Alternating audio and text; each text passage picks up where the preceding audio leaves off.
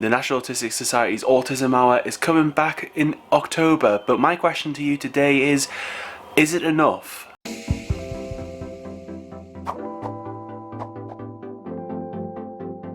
Well, hello indie people, how you guys doing? I hope you're doing okay. We're here to talk about Autism Hour and if it's enough for autistic people to be able to go out and enjoy shopping experiences. Now, just for full disclosure, I do make content for the National Autistic Society as a content creator. However, my views on this video and all of the other videos on my channel are my own. But during the course of this video, I do want to hear from you. You know, what is your thoughts on quiet hours if you've been to one or you live somewhere that doesn't have quiet hours? I would love to know your thoughts. You know, would this help you or someone that you know? Definitely leave a comment down below because I would love to hear from you. If you don't know what Autism Hour is, basically in the UK, the National Autistic Society holds a campaign every single year. It's been running for the last 2 or 3 years where shops make their stores more accessible to autistic people. Whether this is by dimming down the lights, turning off the music, a combination of both. And the main purpose of this campaign is really to make businesses see a different perspective on things, you know, to make those adjustments so autistic people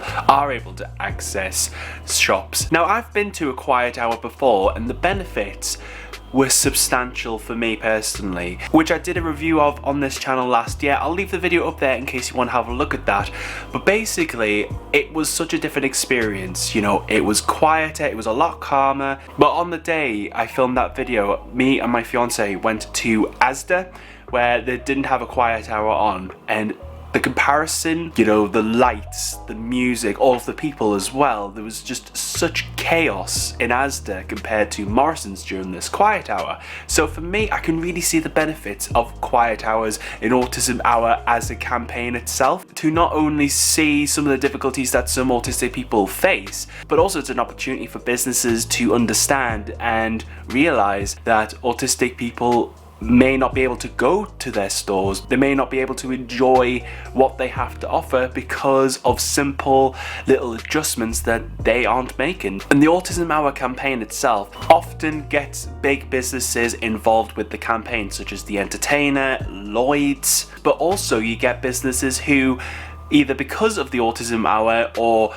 they realize that there is potential to make improvements to their stores, put on their own quiet hours. But with this video today, I really wanted to ask the question, are quiet hours enough? Is an hour enough for an autistic person to be able to enjoy stores that they would otherwise not be able to access? Now, like I say, I've only been to one quiet hour, but there is a reason behind this. Basically, because of where I live, there's not really a lot of stores around here in the northeast of England that do quiet hours. And also the stores and the businesses that do operate quiet hours aren't businesses that I would personally go to. Now, that's just personal preference, of course. Quiet hours are normally at obscure times, either early in the morning or really late at night. You know, they're not at convenient times. But also the adjustments are only for 1 hour.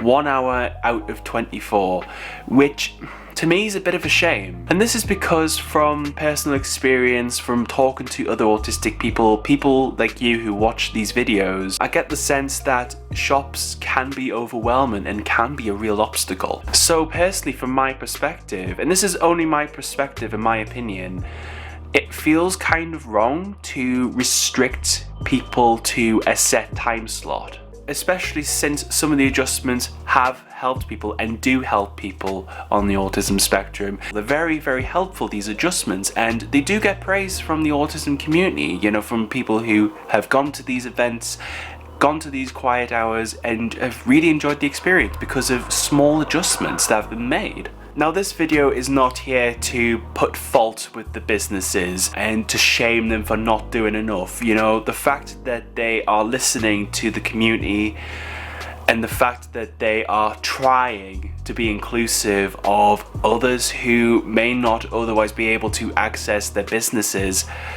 I think it's a good thing and it's a thing to be acknowledged.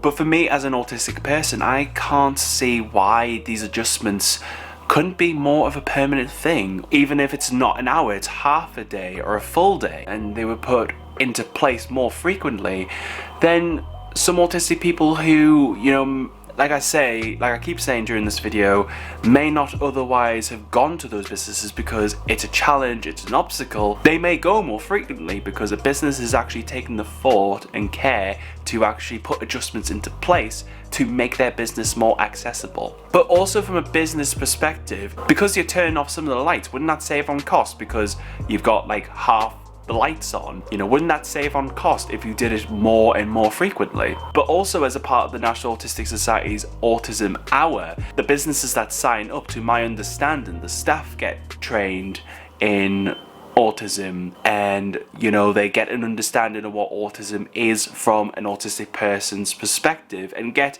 a better idea of how to be able to help autistic customers as well as families who have autistic people in those families. But the thing is, some businesses are doing quiet hours or autism hours, and they're doing them on a weekly or even a monthly basis, which for me is appreciated, and I think it's great, and that's something that we should be praising businesses for. But I'm just thinking, with the National Autistic Society's campaign starting soon, I'm just thinking, could businesses be doing more? And the businesses that are doing quiet hours, could they be doing more of them and extending them and making them more frequent and putting them on at times which are more accessible? Now, do I think quiet hours are enough at their present state? I personally don't think so, but I'm hopeful that businesses become more inclusive and maybe start to think about being more inclusive of autistic people. And really, if you want to know a little bit more about the National Autistic Society's Autism Hour, I'll leave a link down below. But also, if you want to see my Morrison's Quiet Hour review, I'll leave it up there, and there's a playlist of my autism videos that I make on this channel on a weekly basis.